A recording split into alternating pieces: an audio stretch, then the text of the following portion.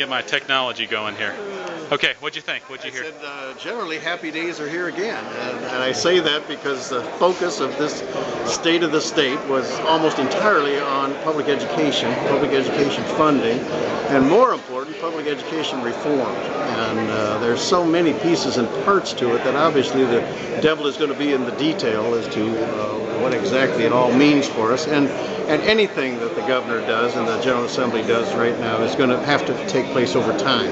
I think what you see here today is the superstructure being put in place to try to take our unconstitutional system of public funding and make it constitutional.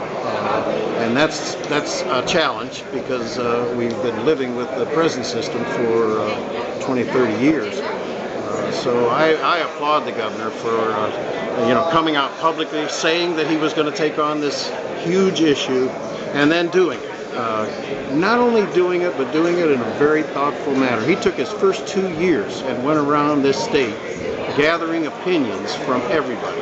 Nobody can say that, Governor, you did this unilaterally, I didn't get an opportunity to be heard. He heard from everybody, all the stakeholders, parents. I attended 2 of those meetings, and while a lot of people are off topic and etc., the opportunity was there, and I look forward to being part of the General Assembly that takes his vision and puts it into substantive legislation.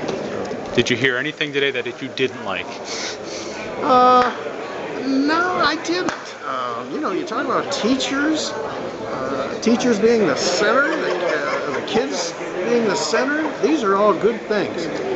Certainly, you're going to have to look at teacher contracts. They talked about getting rid of bad teachers, and certainly, like every other profession, there are probably some that need to be redirected.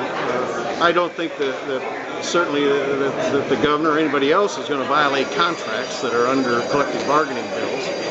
But I know of union leaders in Akron and beyond who very much agree that if there's a bad teacher, you want to do what's right by it. So if there is a section of this that's particularly controversial for the profession, it's going to be, how do you go about doing it? And I think the answer is you go about doing it in a very thoughtful, methodical way that doesn't violate anybody's rights. Okay. So, exciting times. Which newspapers up my way are you?